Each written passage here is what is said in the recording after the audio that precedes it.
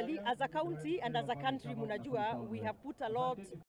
We have been very intentional about growing our talanta, making sure that the youths in their strengths, be it football like we have seen here, or volleyball that we have seen played next door over there, or any other sport. It's a great way to grow their talent, because you can see that some of them are very good in the field.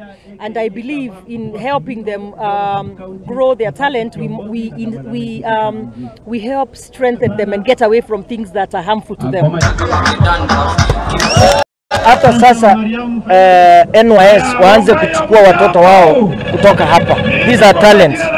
Na mwisho wachakuliwe wawe jeshi, wawe polisi, kwa sababu tunataka pia kutafutia wao nafasi ya kufanya kazi.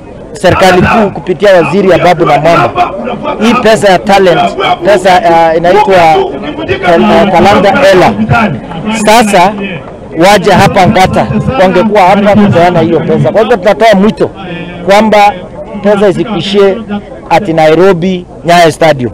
Tunataka pesa iletwe mpaka Mosop Stadium.